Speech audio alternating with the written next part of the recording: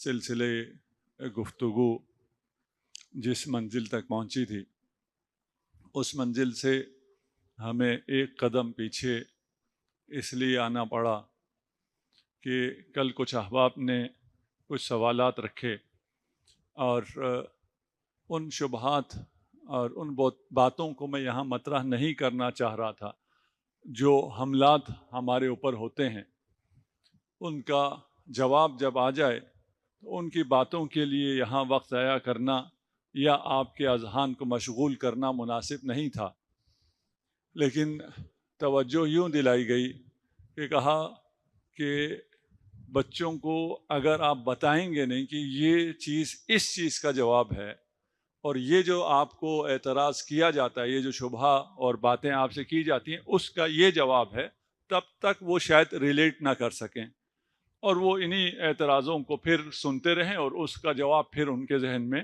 نہ آئے۔ اس لیے پھر ہم ایک سٹیپ پیچھے چلے جاتے ہیں اور ان اسباب کی طرف جاتے ہیں جن کی وجہ سے انسان خدا پرست ہوتا ہے۔ ہم نے پہلی مجلس میں اشارہ کیا تھا، ہم نے کہا تھا اس بات کو گفتگو کرنے کی، ڈسکس کرنے کی ضرورت ہی نہیں ہے، اس لیے کہ یہ فطری ہے۔ فطری چیز کے لیے سوال نہیں ہوتا کہ انسان کیوں خدا پرست ہے، انسان کیوں متدین ہے، انسان کیوں دیندار ہے۔ سارے انسان تمام عصر میں، حتی عصر حجر میں، سٹون ایج میں بھی وہ موحد تھا، وہ عبادت گزار تھا، وہ کسی نہ کسی کی پرستش کرتا تھا۔ ابھی بھی جو آثار قدیمہ میں شہر نکلتے ہیں، گاؤں نکلتے ہیں، آبادیاں نکلتی ہیں، اور اس دنیا میں آج بھی کچھ علاقے، کچھ گاؤں، کچھ قصبے ایسے ہیں، ہو سکتا ہے کہ ایک گاؤں ہو، کوئی شہر پرانا ہو جس میں اسکول نہ ہو لیکن شہر ہے، ہاسپٹل نہ ہو لیکن شہر ہے، اسٹیڈیم نہ ہو لیکن شہر ہے، کتاب خانہ نہ ہو لیکن شہر ہے۔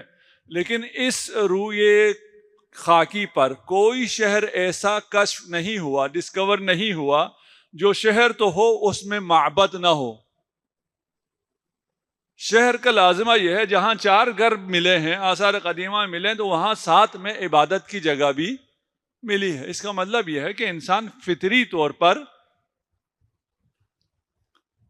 عبادت گزار ہے، خدا پرست ہے، موحد ہے، خدا کی عبادت اس کی فطرت میں شامل ہے۔ لیکن کیونکہ ہمارے بچوں کو اور کہانیاں بتائی جاتی ہیں، اس لیے، اور پھر وہ جو کل مجھے اعتراض بتایا گیا وہ اعتراض ہے جو بہت عرصے پہلے دفن ہو چکا ہے، دنیا علم سے بھی دفن ہو چکا ہے، دنیا فلسفہ سے بھی دفن ہو چکا ہے۔ اور مجھے ابھی یاد نہیں ہے یہ بات میں نے یہاں کہی یا حیدری چوک میں کہی، میرا خیال ہے میں نے یہاں کہی کہ میدان فلسفہ تھا، وجود ہے یا وجود نہیں ہے یہ فلسفے کا میدان ہے۔ الحاد، ایتھزم بھی فلاسفرز پیش کرتے تھے، لیکن اب جو نیو ایتھزم آئی ہے اس میں فلسفے کو چھوڑ کر سائنس کو آگے لایا گیا ہے اور سائنس کی زبان میں ایتھزم کو پیش کیا جا رہا ہے۔ اور یہی جو اب نیو ایتھزم پیش کرتے ہیں وہ کہتے ہیں فلسفہ مر چکا ہے، جیسے وہ خدا کو کہتے ہیں موت الالہ، خدا مر گیا ہے، اسی طرح کہتے ہیں فلسفہ بھی مر گیا، فلسفے کی کوئی ضرورت نہیں ہے، منطق کی کوئی ضرورت نہیں ہے، عقل کی کوئی ضرورت نہیں ہے، سب چیزوں کا جواب سائنس دیتی ہے۔ اسی لیے سائنس کے ذریعے یہ الحاد آگے پھیل رہا ہے۔ اور یہ جو اعتراض ہے کہ لوگ دیندار کیوں ہیں، اس کا اعتراض فلاسفرز کی طرف سے ہے، یعنی یہ پرانی باتیں ہیں، کوئی بھی چیز نہیں ہے، صرف نئے لباس میں آتی ہیں۔ آپ پر بھی، تشیع پر بھی بہت سے اعتراضات کیے جاتے ہیں، کوئی نیا اعتراض نہیں، وہی پرانے گھسے پٹے اعتراضات ہیں، انہی کو مختلف الفاظ میں کیا جاتا ہے۔ آج کل یہ آسانی تو ہو گئی ہے سوشل میڈیا کی وجہ سے کہ اس کے جواب ابھی تقریباً سارے بچوں کو پتہ ہیں، ریفریش کرنا چاہیں تو ریفریش بھی ہو جاتے ہیں، مختلف تعابیر میں، مختلف زبانوں میں آج کل یہ ساری چیزیں دستیاب ہیں۔ اعتراض کیا ہے؟ اعتراض یہ ہے، اور یہ اعتراض کارل مارکس کی طرف سے، مارکسزم کی طرف سے۔ مارکسزم ابھی دنیا میں اس کا وجود ہی ختم ہو گیا، لیکن اس کا یہ اعتراض باقی ہے۔ کل کسی صاحب نے مجھ سے کہا کہ ہمارے بچوں کو یہ اعتراض ان کو سننے کو ملتا ہے، اس کا آپ جواب دیں کہ دین جو ہے وہ اقتصاد کا، مارکس کا نظریہ یہ ہے کہ دین نہیں، ہر چیز اقتصاد کی پیداوار ہے، اصل سارا اقتصاد ہے، اکنامک ہے۔ اکنامکس اگر ٹھیک ہے، اچھی ہے، تو اس کے مطابق نظریات ہیں. اگر اکنامکس خراب ہے اس کے مطابق ہے. اکنامکس جیسے جیسے بدلتی جائے گی ویسے ویسے لوگوں کے نظریات عقائد بدلتے جائیں گے. اگر یہ بات صحیح ہوتی تو گزشتہ 4 سالوں میں ہمارے عقائد بہت بگڑ جانے چاہیے تھے. ہمارے اقتصاد تو ہماری بہت خراب ہو گئی ہے, روپیہ ابھی کہاں پہنچ گیا ہے, واقعی مہنگائی کہاں پہنچ گئی, لیکن ہمارا ایمان یا وہی ہے یا اس سے بہتر ہوا ہے. اس کا کوئی کوریلیشن نہیں ہے کہ اگر جو کچھ اقتصاد ہے اور اسی کی بنیاد پر ہی انسان کی سوچ چلتی ہے, فکر چلتی ہے, ایسا نہیں ہے. ان کا کہنا یہ ہے کہ اقتصاد اور دین, اقتصاد اور باقی نظریات یہ انورس پروپورشن ہے. یعنی جتنا آپ کا اقتصاد اچھا ہوگا اتنا آپ کا دین کمزور ہوگا, جتنا آپ کا دین مضبوط ہوگا اتنا آپ کی اقتصاد اکنامکس نیچے جائے گی. اور یہ ہمارے لوگوں کو سمجھ میں آتی بھی ہے, ہمارے جوانوں کو سمجھ میں آتی بھی ہے کہ بھئی یہ کیونکہ ہم اسلام کو مانتے ہیں, دین کو مانتے ہیں, خدا کو مانتے ہیں, اس لیے ہم پیچھے رہ گئے. وہ خدا کو نہیں مانتے اس لیے وہ ترقی کر گئے. یہ مثال سامنے پیش کی جاتی ہے. جواب یہ ہے کہ اگرچہ اکنامکس, اقتصاد ایک فیکٹر ہے جیسے باقی فیکٹرز ہیں, ان طرح ایک فیکٹر یہ ہے کہ انسان کی کوئی ایک چیز مضبوط ہو جائے دوسری چیز کمزور ہو جاتی ہے. آپ جانتے ہیں کھیلوں پہ اتنا کیوں خرچ کرتے ہیں؟ یہ حکومتیں ہیں. آپ کے پاس سڑکیں بنانے کے پیسہ نہیں ہے, ہاسپٹل بنانے کے پیسے نہیں ہیں, اسکول بنانے کے پیسے نہیں ہیں, ورلڈ کپ کھیلنے کے پیسے بہت ہیں. کیوں؟ اس لیے کہ جوانوں کو اگر کسی کھیل میں لگا دیں گے تو دوسری طرف سے ان کی توجہ کم ہو جائے گی, وہ ادھر لگ جائیں گے. انٹرٹینمنٹ پہ اتنا کیوں خرچ ہو رہا ہے, اتنے زیادہ چینل کہاں سے بن رہے ہیں, ان کے پاس سرمایہ کہاں سے آ رہا ہے؟ جہاں وہ آپ کی جیب سے بہت سا پیسہ نکال رہے ہیں وہاں کوئی ایک چیز آپ کی اگر آپ اس میں مضبوط ہو جائیں. آج کل آپ کیوں زیادہ عبادت گزار ہو گئے ہیں؟ اس لیے کہ آپ کا جنبہ عبادت قوی ہو گیا ہے, آپ مجالس میں تشریف لا رہے ہیں. دوسرا جو جنبہ شیطانی ہے وہ ضعیف ہو جاتا ہے. یہ تو انسان ہے, یہ بائی نیچر ہوتا ہے, کوئی ایک چیز اوپر چلی جائے نیچے آ جاتی ہے. لیکن ایسا نہیں ہے کہ اس دنیا میں جہاں جہاں اقتصادی حالت اچھی ہے وہاں دین نہیں ہے. ایسا ہے نہیں, دین ہر جگہ ہے. اور دین سے مراد میں اسلام نہیں لے رہا اور پریکٹسنگ اور وہ نہیں لے رہا کہ جو ریلیجیس ہے, جو پریکٹسنگ ہے اس کی بات نہیں کر رہا. نہیں, جو خدا کو مانتا ہے انکار نہیں کرتا, بس اتنی سی بات کر رہے ہیں فی الحال. اس کے بعد وہ کیسا ہے اور ہم جیسا ہے وہ الگ مسئلہ ہے. یہ دنیا کے ہر بر اعظم میں ہے, دنیا کے ہر علاقے میں, ہر اقتصادی حالت میں موحد ہیں. تو اس کا اقتصاد سے کوئی لینا دینا نہیں ہے. اور پھر اس کا اقتصاد سے کیسے لینے دینا ہے, اس میں بھی دو متضاد باتیں ایک ساتھ کرتے ہیں. جب منطق نہ ہو, لاجک نہ ہو, ریزننگ نہ ہو اور باتیں کرتے چلے جانا ہو, اور پھر کہا جائے کہ ہم جو لاجیکل بات کر رہے ہیں اس کا کوئی جواب لا کے دکھاؤ, یہ اس سے بڑا ظلم ہے. بالکل بے ڈنگی باتیں ایک ساتھ کر دیں کہ ایک دفعہ کہتے ہیں جی یہ دین غریبوں کی پیداوار ہے. یہ جو فقراء ہیں, غریب ہیں, مسکین ہیں, انہیں دنیا میں تو کچھ ملتا نہیں ہے, سارا وہ مراعات یافتہ اشرافیہ کھا جاتا ہے, ان پہ ظلم بھی ہوتا ہے. یہ کیا کہتے ہیں, یہ دین بناتے ہیں, کہتے ہیں آج تم کھا لو کل ہم دیکھ لیں گے تمہیں, قیامت ہوگی ادھر حساب کتاب ہوگا. یہاں تو کوئی حساب کتاب نہیں ہے. ساتھ ہیں انشاءاللہ. یہ غریبوں کی بنائی ہوئی ایک چیز ہے اپنا دل خوش کرنے کے لیے. ایک طرف سے یہ کہتے ہیں, دوسری طرف سے جا کے کیا کہتے ہیں, دوسری طرف سے آگے کہتے ہیں یہ امیروں نے, حکمرانوں نے دین بنایا ہے, اس لیے کہ سب کچھ کھا جاتے ہیں لوگوں کا, اور لوگوں کو کہتے ہیں تمہیں نہیں ملا تو ہم نے کچھ نہیں کیا, خدا نے تمہیں نہیں دیا, یہاں تم ہمیں نہیں چھیڑنا, قیامت کے دن تم دیکھ لینا, ہمیں جو کرنا ہے کر لو. تو ان دونوں میں سے ایک بات صحیح ہوگی, دونوں تو صحیح نہیں ہوگی, دونوں ایک ساتھ تو نہیں ہوگی. یا غریبوں کا بنایا ہوا ہے یا امیروں کا بنایا ہوا ہے. اور پھر اس دین کے ذریعے یہ امیر غریبوں کا, یہ جو حکمران ہیں وہ غریبوں کا استحصال کرتے ہیں, ان سے غلط فائدہ اٹھاتے ہیں. یہ تو ہو رہا ہے, دین سے عوام کا استحصال ہو رہا ہے. تو آیا ان استحصال کرنے والوں نے دین بنایا ہے؟ استحصال ہو رہا ہے, ٹھیک ہے نا, لیکن آیا جو ایکسپلائٹ کر رہے ہیں دین انہوں نے بنایا ہے یا دین ایک حقیقت ہے اور کچھ مفاد پرست اسے ایکسپلائٹ کر رہے ہیں؟ اس طرح تو طب بھی لوگ استحصال کر رہے ہیں. ایک ڈاکٹر تھے, انہوں نے سی ایس ایس کر لیا, سی ایس ایس کر کے وہ جا کے کسٹم میں لگ گئے. ان کے جو ساتھی ڈاکٹر تھے انہوں نے کہا تم بہت لالچی ہو, تم نے, حکومت نے, قوم نے ٹیکس کے پیسے تھے تم پہ خرچ کر کے تمہیں ڈاکٹر بنایا اور تم سی ایس ایس کر کے لوگوں کو لوٹنے کے لیے کسٹم میں چلے گئے. اس نے کہا بھائی تم غریبوں کو لوٹتے ہو, میں امیروں کو لوٹنے کے لیے ادھر چلا گیا. فرق تو لوٹنا تو دونوں نے ہے, اس ڈاکٹر نے بھی لوٹنا ہے, اس آفیسر نے بھی لوٹنا ہے. میں اب امیروں کو صرف لوٹوں گا, تم غریبوں کو, مریضوں کو لوٹو گے. یہ جو ایکسپلائٹ کر رہے ہیں, آیا میڈیکل اس لیے بنائی گئی ہے تاکہ استحصال کیا جائے, یا ان استحصال کرنے والوں نے بنایا ہے؟ نہیں, یہ ایک فیلڈ ہے جو لوگوں کی ضرورت ہے, اس کی اپنی ایک مکانت ہے, اس کی اپنی ایک منزلت ہے, اس کا اپنا ایک مقام ہے. اس سے کچھ مفاد پرست لوگ فائدہ اٹھاتے ہیں. تجارت بھی اسی طرح ہے, سیاست بھی اسی طرح ہے, وکالت بھی اسی طرح, سب اسی طرح ہے, دین بھی اسی طرح ہے. ہمیں کیا چاہیے؟ ہمیں چاہیے کہ ہمیں پتا ہو کہ یہ ڈاکٹر کیسا ہے, یہ جو آپ کو آپریشن سجیسٹ کر رہا ہے یہ کمانے کے لیے کر رہا ہے یا واقعاً آپ کو آپریشن کی ضرورت ہے؟ یہ جو آپ کو اتنے ٹیسٹ لکھ کے دیے واقعاً آپ کو ان کی ضرورت ہے یا یہ آپ کا استحصال کر رہا ہے؟ یہ آپ کو پتا ہونا چاہیے. اسی طرح آپ کو علماء کا, ریلیجس لوگوں کا بھی پتا ہونا چاہیے یہ مجھے صحیح حکم بتا رہا ہے یا میرا استحصال کر رہا ہے. یہ ممبر پہ بیٹھ کے استحصال کر رہا ہے یا خود خدمت کر رہا ہے, حسین کا پیغام پہنچا رہا ہے, یہ پتا ہمیں ہونا چاہیے. بس دین جو الزام ہے استحصال کے لیے ہے, دین استحصال کے لیے نہیں ہے. دین ایک فطری ضرورت ہے. ابھی کل لائنیں لگ گئی تھی نا پیٹرول پمپ پہ, آپ نے بھی دیکھا ہوگا. ہم بھی مجلس پہ جا رہے تھے, جاتے بھی بڑا رش تھا, آتے بھی بڑا رش تھا, تو پتہ نہیں چل رہا تھا یہ مری روڈ کیوں بلاک ہوا ہے, کوئی ایکسیڈنٹ ہوا ہے, پتہ چلا پیٹرول پمپ کی وجہ سے. یہ کیوں استحصال کر رہے تھے؟ اس لیے کہ پیٹرول آپ کی ضرورت ہے.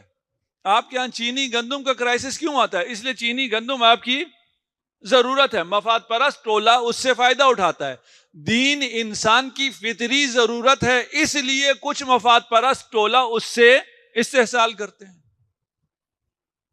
اگر یہ فطری نہ ہوتا تو کون استحصال کر سکتا تھا دین کے ذریعے, اگر اس کا کوئی فائدہ نہ ہوتا؟ اور یوں کہتے ہیں یہ جو ایتھسٹ ہیں, کہتے ہیں کہ ہمیں یوں آرگو کیا جاتا ہے کہ یہ دین بے ضرر چیز ہے نا, اس کا کوئی نقصان تو نہیں ہے, تو آپ اس کے خلاف کیوں ہیں؟ کتنے عقل مند ہیں. دین کا کوئی نقصان نہیں ہے. دین کے بغیر انسان نہیں ہے. کل ہم نے ثابت کیا کہ اگر آپ کی بات مانتے ہیں تو انسان ہی نہیں ہے. انسان اور حیوان میں کوئی ایسنشل ڈفرنس ہے ہی نہیں, تو وہ تو انسان ہی نہ ہوا. انسان کو انسانیت دین دیتا ہے اسی زندگی میں. ابھی ہم اخروی زندگی کی بات نہیں کر رہے, وہاں ہونے والے فائدے اور نقصان کی بات نہیں کر رہے. یہ دین اس لیے نہیں ہے کہ یہ امیروں نے بنایا ہے غریبوں کو پیسنے کے لیے, یہ امیروں کے حق میں تو ہے ہی نہیں. دین کا کوئی حکم, ذخیرہ اندوزی حرام, ربا حرام, دھوکہ دینا حرام, یہ امیروں کو جچتا ہے یہ حکم؟ امیروں کو تو یہ چاہیے, انہیں تو کرپشن چاہیے, انہیں تو یہ جو مراد یافتہ طبقہ ہے ان کو کہہ رہا ہوں, جو یہاں امیر بیٹھے ہیں, اور الحمدللہ آپ سب امیر ہیں کیونکہ آپ سب کے پاس ولایت امیر المومنین ہے, اس کی بات نہیں کر رہا ہوں.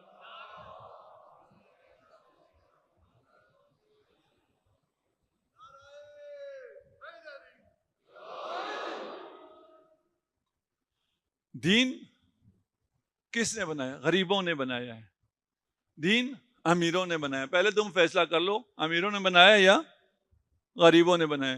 ٹھیک, امیروں سے جا کے غریبوں نے بنایا, غریبوں سے جا کے امیروں نے بنایا, اور دونوں سن رہے ہیں. دین کے لیے قربانیاں غریبوں نے دی ہے. قالوا انؤمن لك واتبعك الارذلون, رسول خدا سے کہا ہم آپ کی پیروی کریں, یہ پس لوگ آپ کی اتباع کرتے ہیں, یہ غلام اور نچلے درجے کے لوگ آپ کے پیروی کرتے ہیں, ہم آپ کی کیوں پیروی کریں؟ یہ اشرافیہ نے بنایا ہوا دین ایسا ہوتا ہے. ما نراک اتبعک الا الذین هم اراذلنا, یہ ہمارے معاشرے کے جو اراذل ہیں, پسے ہوئے طبقہ ہے, نچلا طبقہ ہے, کمی ہے, یہ لوگ دین لے کے آئے, وہ دین ہم لے کے آئے. یہ اشرافیہ کا کہنا تھا. والذین یکنزون الذهب والفضة ولا ينفقونها في سبيل الله فبشرهم بعذاب علیم. یہ آیت اصحاب میں بھی بہت سو کو پسند نہیں تھی کہ سونا چاندی اگر جمع کرتے ہو تو جنت جہنم کی بشارت ہے. کتنا بڑا مذاق اڑایا ہوا ہے. فبشرہم, انہیں بشارت دے دو کس چیز کی؟ عذاب علیم کی. تم بڑا سیٹھ بن کے خوش ہو کہ میں بڑا سیٹھ بن گیا ہوں. سیٹھ بننے کے بعد ان کو کیا بشارت دی جا رہی ہے؟ عذاب علیم کی. ایک اور بات پتہ نہیں کتنے حد تک واضح ہوئی اور کتنے حد تک بات واضح نہیں ہوئی. اگر واضح نہ ہوئی تو آپ لوگ کہہ سکتے ہیں, ہم کل دوبارہ بھی تشریح کر دیں گے. صلوات پڑھ دیجیے محمد و آل محمد پر.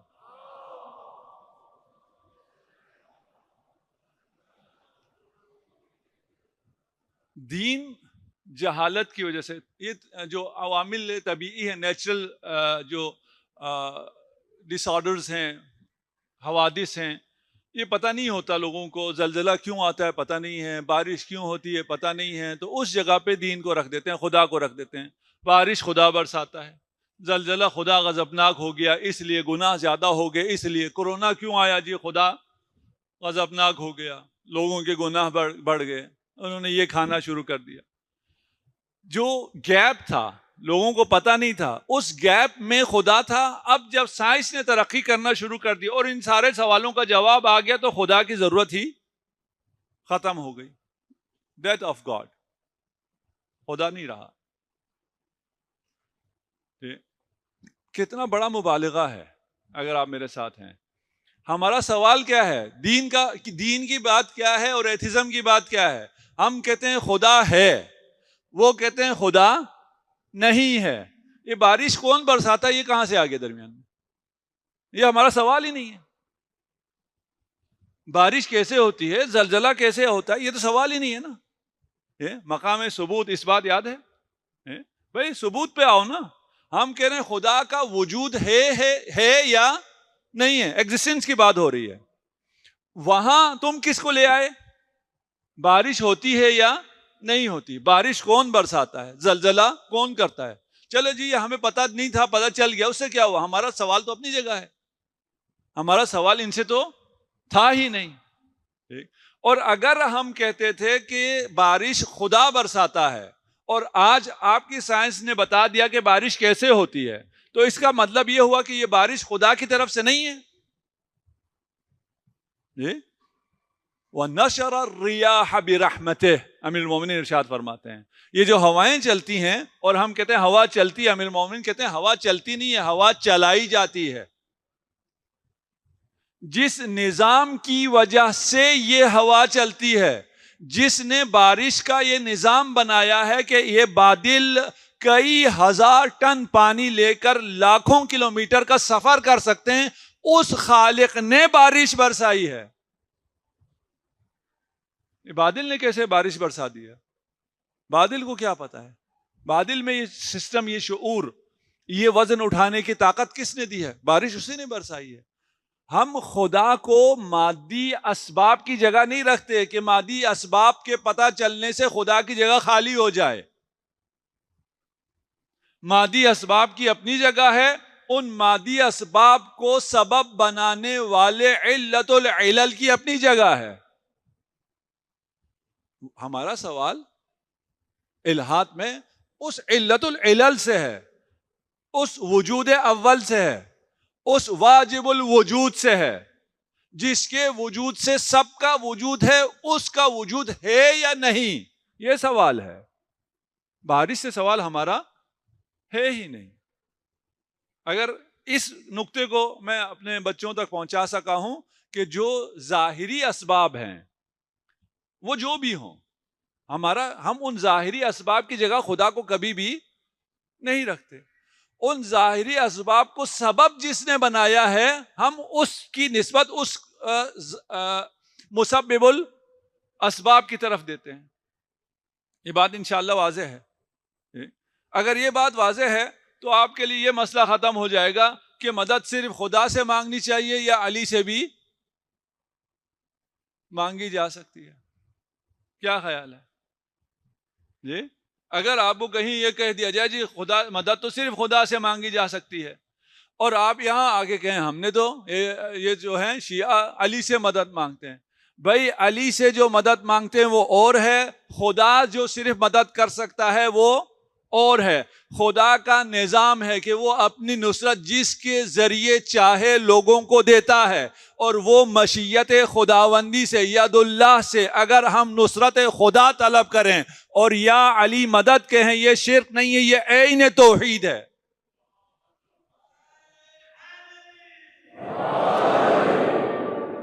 وَاجْعَلْ مِن لَدُنْكَ سُلْطَانًا نَصِيرًا. رسالت مآب کی دعا ہے کہ مجھے چاہیے، کیا چاہیے؟ تجھ سے چاہیے. من لدن کا، کوئی اور. خود خاتم بھی اپنا خلیفہ خود مقرر نہیں کر سکتا، اسے بھی بارگاہ الہی سے طلب کرنا ہے. بارگاہ الہی سے طلب کیا کہ وَاجْعَلْ لِي مِن لَدُنْكَ سُلْطَانًا نَصِيرًا، مجھے ایک وزیر دے، خلیفہ دے، وصی دے، جو سلطان بھی ہو، جو نصیر بھی ہو، نصرت خدا کو مدد کرنے والے مشکل کشا علی ابن ابی طالب کی شکل میں طلب کیا. اگر آپ یا علی مدد کہتے ہیں تو یہ سنت رسول ہے. رسول یا اخی مدد کہتے تھے. اے میرے بھائی علی ابن ابی طالب، میری مشکل کشائی فرما. جو ظاہری اسباب ہیں وہ اپنی جگہ ہے. یہ بات بھی میں واضح کر دوں، جن کو بات سمجھ میں نہیں آتی وہ پھر ابھی بہت سے لوگ ہیں، ابھی پھر بھی لوگوں کے ذہن میں کنفیوژن رہتی ہے کہ بھئی آپ کیسے کہتے ہیں یا علی مدد شرک ہے. ہاں، یا علی مدد کی ایک صورت شرک ہے. وہ کیا ہے؟ وہ یہ ہے کہ میں کہوں میں نے خدا سے مانگا، خدا نے نہیں دیا، اب علی کے پاس جاتا ہوں، خدا نے نہ دیا تو میں علی سے لے لوں گا، علی مدد کر مجھے دے دے. یہ شرک ہے. ہم جو علی سے مانگ رہے ہیں یہ در حقیقت خدا سے مانگنا ہے. آپ چھوٹی موٹی مدد کی بات کر رہے ہیں نا، خدا نے ہدایت آپ کو سیدھا ہدایت دے سکتا تھا، ڈائریکٹ نہیں دے سکتا تھا. خدا آپ کو ڈائریکٹ ہدایت دے سکتا تھا، ڈائریکٹ دی ہدایت آپ کو نہیں. قرآن کے ذریعے دی، رسول خدا کے ذریعے دی، اہل بیت کے ذریعے دی. خدا جو ڈائریکٹ دے سکتا تھا وہ ذریعے سے دیتا ہے، تو میں اگر اسی ذریعے سے خدا سے مدد مانگوں، لیکن اگر میں یہ کہوں کہ نہیں خدا نہیں، مجھے علی سے مدد چاہیے. اگر میں یہ جتنے شرک کہنے والے ہیں، اگر ان کا بچہ مریض ہو جائے اور بچے کو لے کے یہ ڈاکٹر کے پاس پہنچے، کیا کہتے ہیں؟ ڈاکٹر صاحب میرے بچے کو بچا لیجئے. یہ سارے شرک کی فیکٹریاں جنہوں نے لگائی ہوئی ہیں وہ اپنا بچہ لے جا کے سیدھا یہی کہیں گے ڈاکٹر صاحب. اگر آپ میں ڈاکٹر کوئی ہیں اور ایسا آدمی آ جائے اسے کہ شرک شرک، جاؤ دفع ہو جاؤ ادھر سے، میں زندگی بچاؤں گا، وہ کیا کہے گا؟ وہ کہے گا نہیں نہیں، میں یہ نہیں کہہ رہا کہ آپ زندگی بچانے والے، زندگی بچانے والا تو خدا ہے، لیکن زندگی کس انجیکشن سے بچتی ہے، کس کرنٹ سے بچتی ہے، کس دوائی سے بچتی ہے، اس کا علم خدا نے آپ کو دے رکھا ہے. میں جو آپ کو کہہ رہا ہوں بچا لو، یعنی وہی علم خدا کے ذریعے، علم جو خدا نے آپ کو علم دیا ہے اس کے ذریعے میرے بچے کو بچا لو. تو آپ اسے مڑ کے کہیے گا، پھر یہی کہو، آ کے سارا جملہ کہو کہ تمہیں خدا نے علم دیا ہوا ہے، تم اس علم کے ذریعے میرے بچے کو بچا لو. وہ کیا کہے گا؟ اتنا بولتا رہوں گا تو میرا بچہ گزر جائے گا. بھائی میری نیت میں ہے، لیکن کہوں گا سیدھا تم سے. اور آپس میں کہتے ہیں ہم آپس میں مدد مانگتے ہیں، رسول خدا سے مدد نہیں مانگ سکتے. آپس میں کیوں مدد مانگتے ہیں؟ کیونکہ آپ زندہ ہیں، آپ کر سکتے ہیں مدد. نعوذ باللہ، رسول مدد نہیں کر سکتا. یہ انہی کی طرح ہے. ہمارا بحث یہ نہیں، ہمارا ان سے ابھی مکالمہ نہیں ہے، ہم ادھر اتفاقاً ادھر آگے.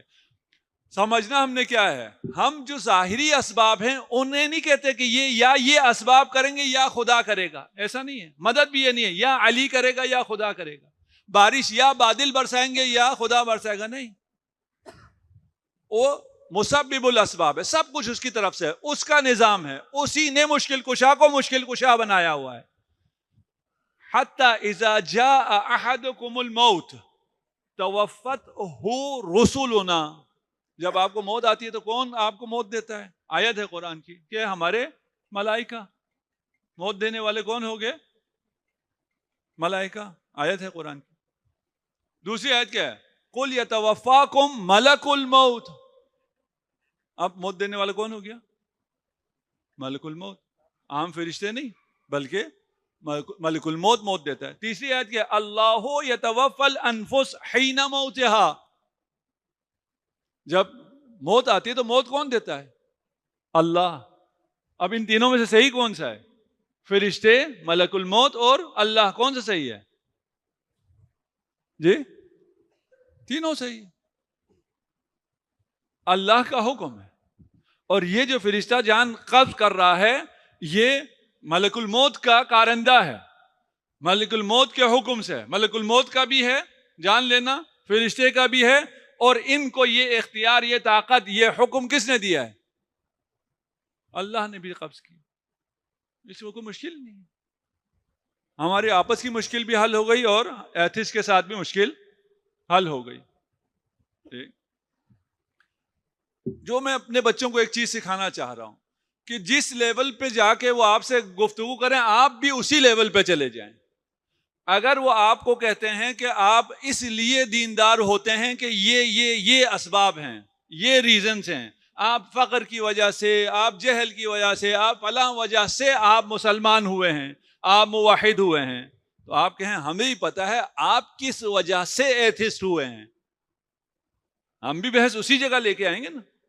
ہم کہیں گے بھائی آپ کیوں ایتھسٹ ہوئے ہیں، ہمیں وہ بھی پتا ہے. ہم پھر وہ بتاتے ہیں آپ کو کہ آپ ایتھسٹ کیوں ہوئے ہیں. ایک سائیکیٹرسٹ ہے ڈاکٹر پول وٹس، سرچ کریں گے آپ کو مل جائے گا.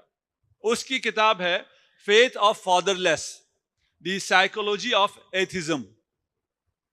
یہ خود ایتھسٹ ہے اور بہت بڑا سائیکیٹرسٹ ہے، دنیا کے صف اول کے ماہر نفسیات میں سے ہے، اور 20 سال خود ایتھسٹ رہا ہے. ماہر بھی ہے، اسپیشلسٹ بھی ہے، اور ایکسپیرینس بھی ہے، کیونکہ ایتھزم کا بھی اس نے ایکسپیرینس کیا ہے، اور وہاں امریکہ میں ہوتے ہوئے دنیا کے بڑے بڑے سارے ایتھسٹ کے ساتھ اس نے زندگی بھی کی ہے. یہ کیا کہتا ہے؟ یہ کہتا ہے کہ یہ جتنے ایتھسٹ ہیں یہ سب کے سب ذہنی مریض ہیں. ایتھزم ایک ذہنی مرض کا نام ہے. کوئی ایتھسٹ ملے گا آپ کو، آپ اس کو کہہ دیجیے گا، اور اسے کہیں ذرا سرچ کر لو. یوٹیوب پہ ایک بہت اچھی ویڈیو بھی ہے 2 منٹ کی ہے. سارے بڑے ایتھسٹ ہیں، ان کا آتا ہے کہ ان سب میں ایک دو چیزیں کامن ہیں. ایک چیز کامن کیا ہے؟ یہ سب ایتھسٹ ہیں. دوسری چیز کیا ہے؟ یہ سب ذہنی مریض ہیں.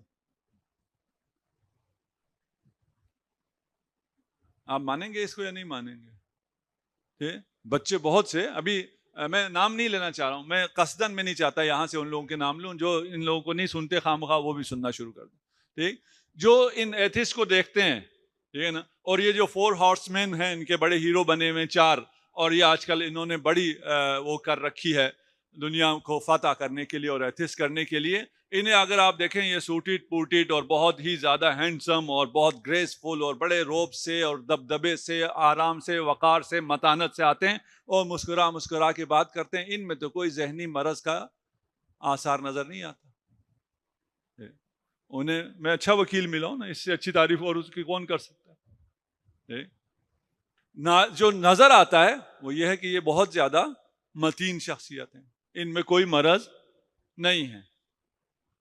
ایک مثال نفسیات میں بھی ہے کہ اگر آپ بطخ کو پانی کے اوپر دیکھیں وہ کیسے نظر آتا ہے؟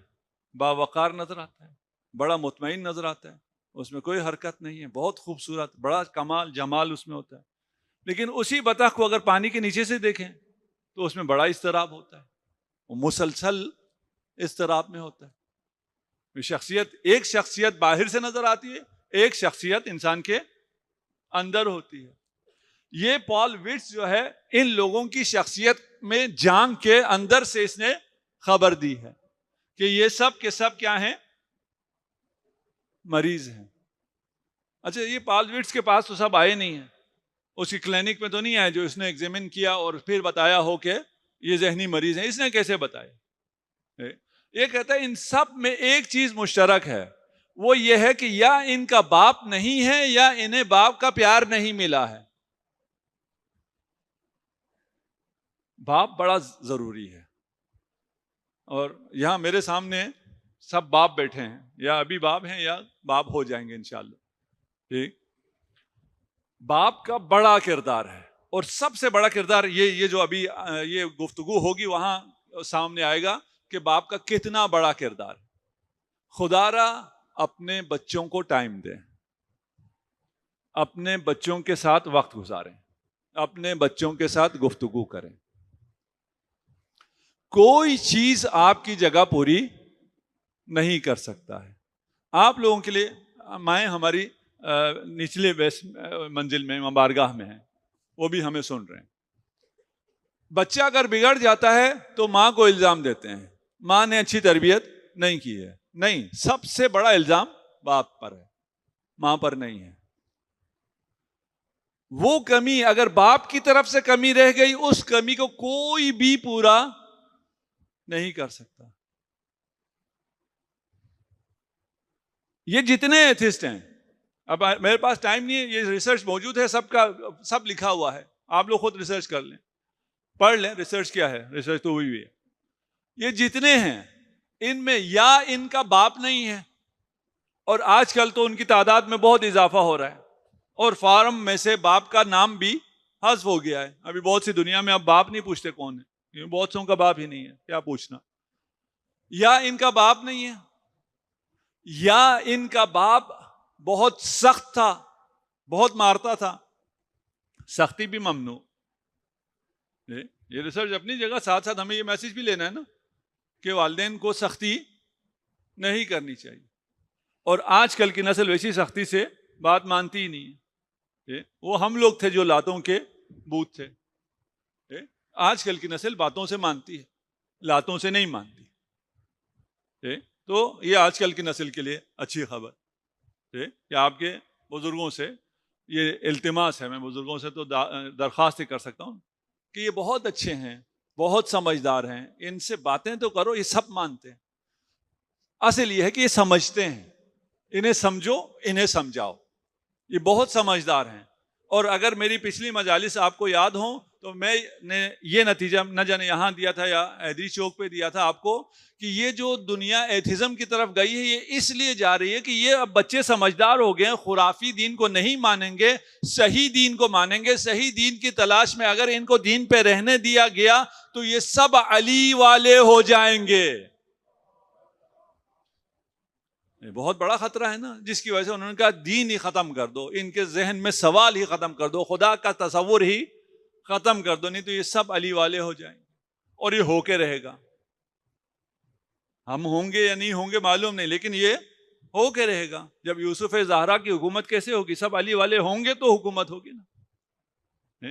تلوار سے نہیں ہوگی, علم سے ہوگی, محبت سے ہوگی, شفقت سے ہوگی, رحمت سے ہوگی. خدا انشاءاللہ ہمیں جمال منتظر نصیب فرمائے. صلوات پڑھیے محمد و آل محمد.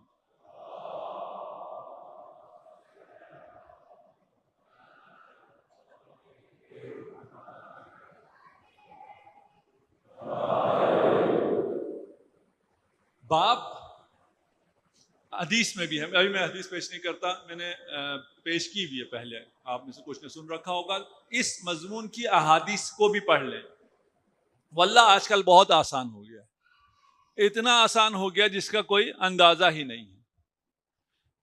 آپ کو جو حدیث چاہیے, جس موضوع پہ جتنی حدیث چاہیے سرچ کریں, مل جاتا ہے. اور میں یہ بات کہتا رہتا ہوں کہ اپنے گوگل کو مسلمان کرو, شیعہ کرو.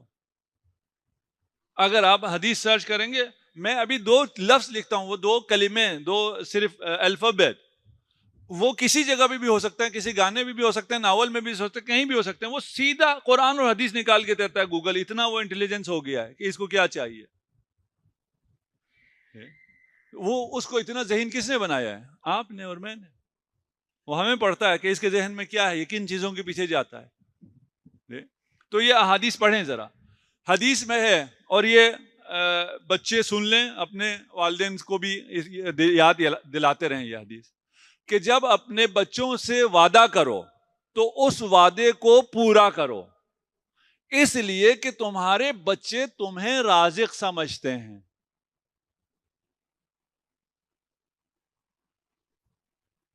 اب آ جائیں یہ پال وٹس کی جو سائیکیٹرسٹ ہے, یہ حدیث تھی نا, وہ کیا کہتے ہیں, وہ کہتے ہیں جب بچے چھوٹے ہوتے ہیں اس وقت وہ مفہوم الہ, اللہ کے مفہوم کو نہیں سمجھ سکتے.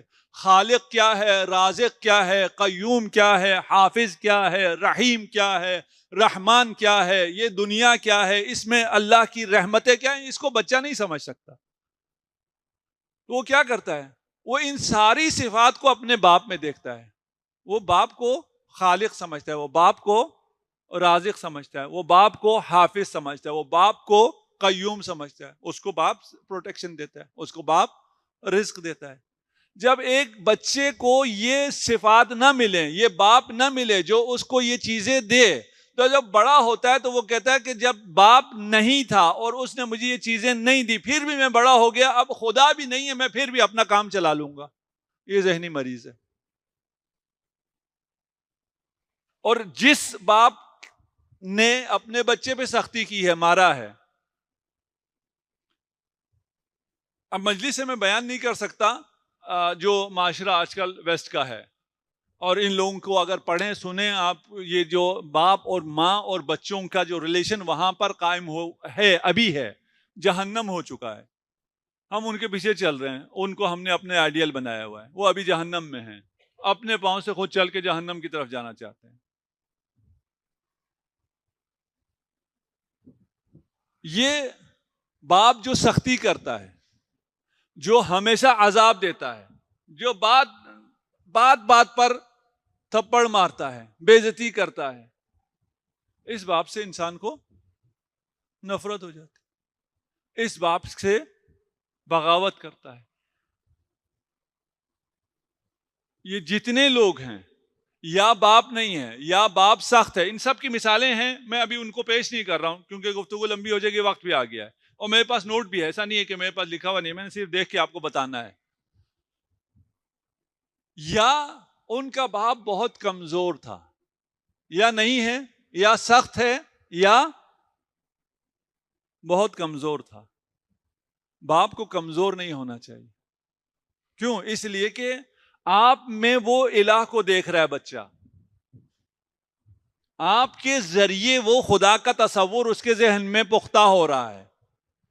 اسے پتا چلتا ہے کہ قیوم کیا ہوتا ہے, رازق کیا ہوتا ہے, خالق کیا ہوتا ہے. آج کل تھوڑا سا الٹا ہونا شروع ہو گیا ہے. الٹا کیا ہو گیا ہے, مائیں زیادہ سختی کرتی ہیں, باپ جو ہیں وہ زیادہ نرم ہو گئے ہیں. یہ ابھی آج عام خاندانوں میں یہ ہو رہا ہے. یہ پوچھیں باپ کیا کرتا ہے, کہ ماں کی ڈانٹ سے بچاتا ہے.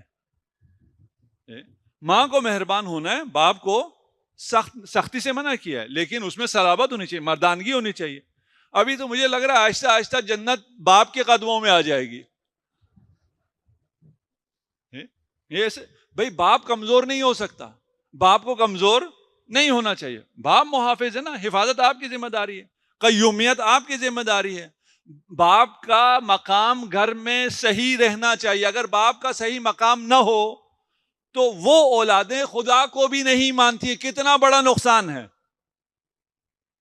وہ ایک ایسے ذہنی مرض میں مبتلا ہو جاتے ہیں جس ذہنی مرض کا نتیجہ الحاد ہے, ایتھیزم ہے, خدا کا انکار ہے, خدا سے ان کا رشتہ ٹھیک نہیں ہوتا ہے. کتنا عظیم رشتہ ہے یہ, کتنی عظیم ذمہ داری خدا نے آپ کے کاندھوں پہ ڈالی ہے, کتنا عظیم مقام آپ کو خدا نے دیا ہے. النبی اولا بالمؤمنین من انفسہم وازواجہ امہاتہم. میں کل ایک حدیث پیش کی تھی, گھر گیا, میری بیٹی نے کہا تمہیں کیا ہو گیا تھا, اچھے خاصے جا رہے تھے, یہ فضائل کیوں شروع کر دیے, اس کا ربط کیا تھا. ابھی بیٹی بھی میری سن رہی ہے, میں اس لیے ربط بیان بھی کر رہا ہوں کہ پتہ چل جائے. بات ہماری کس کی چل رہی ہے, باپ کی. من کنت مولا فہذا علی مولا. سب مانتے, سارے مسلمان یا نہیں مانتے؟ جی, یہاں سارے مسلمان بیٹھے ہیں, یہاں ہمارے یہ صرف شیعوں کا اجتماع نہیں, یہاں سب بیٹھے ہیں. سارے مانتے ہیں، لیکن مسئلہ کیا ہے؟ مولا کا معنی میں اس کے 20 معنی ہیں، 30 معنی ہیں، 70 معنی ہیں، بھائی جتنے مرضی معنی ہیں. یہ لفظ تو رسول خدا نے فرمایا یا نہیں فرمایا؟ لفظ سے تو انکار نہیں ہے نا. من کنت مولا فہذا علی مولا، من کنت مولا فعلی مولا. یہ مولا تو کہا ہے علی کو. ابھی ان کی زبان پہ علی کے لیے مولا کیوں نہیں آتا؟ معنی کہ ہم بات نہیں کر رہے، جو رسول نے کہا ہے وہ تو بول دو. اور اگر کوئی بول دے تو اس کے پیچھے لگ جاتے. آج ہم ایک اجتماع میں تھے اور بہت سے علماء آئے ہوئے تھے، تمام سیکٹ سے آئے ہوئے تھے. ان میں سے 2-4 لوگ بڑے گلہ کر رہے تھے کہ ہم جب شیعوں سے ملتے ہیں تو ہمارے لوگ ہمیں نہیں چھوڑتے، ہمیں ہمارے خلاف بڑا پروپیگنڈا ہوتا ہے، ہمیں بہت یہ کہا جاتا ہے وہ کہا جاتا ہے. کہا بھائی مرد بنو، کہتے ہیں کہتے رہو. کہتے ہیں جی ہم ان میں سے ایک آئے بھی تھے، میں ان کا نام نہیں لیتا، صرف اپنا بتا رہا. ہم جامع کوثر گئے اور ہم نے تصویریں جو ہیں فیس بک پہ بھی نہیں چڑھائیں، پھر بھی لوگوں کو پتہ چل گئی اور لوگوں نے ہماری بہت کلاس لی. بھئی لفظ مولا تو آیا ہے نا حدیث میں. آپ لفظ مولا بھی جو بولے وہ بھی اگر برداشت نہ ہو تو اس کا مطلب کیا ہے؟ کہ اسے مشکل نصوص میں نہیں ہے، اس کے نفوس میں مشکل ہے. بھائی جو نص کو نہیں مان رہا. اچھا معنی زیادہ ہیں. ہم ابھی مولا کا معنی جو یہ قرآن کہہ رہے النبی اولا بالمؤمنین، مولا اولا، اب زیادہ تفسیر میں جانے کی ضرورت نہیں ہے. والد صاحب کی کتاب ہے، عربی میں ہے، شاید آغایون علماء یہاں موجود ہیں، کوئی ترجمہ کر لے. النہج السوی فی معنی المولا والولی، زبان طالب علم میں لکھی ہے انہوں نے. ابھی بھی حوزہائے علمیہ کی ریفرنس بک ہے اس موضوع پہ. وہ پوری ابحاث ہے، وہ اس سب میں نہیں جا رہا میں. النبی اولا بالمؤمنین، یہ اولا کی ایک قرات اور ہے. النبی ابن، نبی اولا ہے یعنی نبی باپ ہے. اس آیت کی قراءت ہے، معنی نہیں ہے. یعنی اولا کا معنی باپ ہے. اور آگے بھی کیا ہے؟ وَأَزْوَاجُهُ أُمَّهَاتُهُمْ، نبی باپ ہے اور باپ کی زوجہ ماں ہے. یہاں تک آگے ساتھ ہیں میرے. من کن تو مولا معنی آپ نہ لو، امام کا معنی نہ لو، حاکم کا معنی نہ لو. یہ معنی تو قرآن دے رہا ہے. اولا بے معنی اب بھی آتا ہے. ایک مصداق، صرف ایک معنی نہیں ہے، اس کا ایک مصداق کیا ہے؟ انا وعلی ابوا هذه الامہ، میں اور علی اس امت کے باپ ہیں. اگر علی کو مولا نہیں مانو گے تو تمہیں باپ نہیں ملے گا. جسے باپ نہیں ملتا اسے رب نہیں ملتا.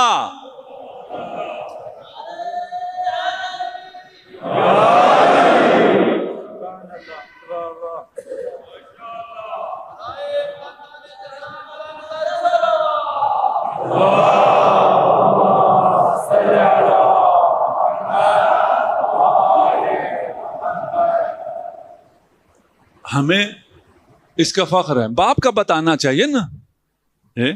بھائی ماں تو سب کی ہوتی ہے، میں بیٹا اماں، یہ کوئی یہ شرافت نہیں ہے کہ میں کس ماں کا بیٹا ہوں. یہ نہیں بتانا ہے، یہ بتانا ہے میں کس باپ کا بیٹا ہوں. اور یہ سنی احادیث میں بھی، شیعہ احادیث میں، یہ دونوں میں ہے. تعبیرات مختلف ہیں کہ امیر المؤمنین اس امت کے باپ ہیں. جس باپ نے اولاد کو عاق کیا ہو اس پر جنت حرام ہے. اور عاق حدیث میں ہے. عاق صرف یہ نہیں ہوتا کہ والد کہہ دے تم عاق ہو. حدیث میں ایک بہت عجیب حدیث ہے، میں پہلے شاید پیش کر بھی چکا ہوں آپ کی خدمت میں، کہ اگر آپ نے اپنے والدین کی زندگی میں بہت خدمت کی، وہ آپ کو اپنا سارا ارث بھی دے گئے، آپ سے بہت خوش بھی گئے، لیکن ان کی اس دنیا سے جانے کے بعد آپ نے ان کے قرض ادا نہیں کیے، ان کی مغفرت کے لیے دعا نہیں کی، ان کی قضا نمازوں کو پورا نہیں کیا، آپ عاق الوالدین ہیں. یعنی ہم اپنے رویے سے عاق الوالدین ہو سکتے ہیں. جو علی کا نہیں ہے وہ جنت نہیں جا سکتا ہے. یہ 2-2 4 ہیں اور قرآنی حقیقت ہے. یہ النبی اولا بالمؤمنین من انفسہم. نبی باپ ہیں, علی باپ ہیں. اگر باپ نہ ہو, اگر باپ سخت ہو, علی سخت نہیں تھے, علی بہت مہربان تھے. علی بہت مہربان. علی کا نہج البلاغہ پڑھو نا.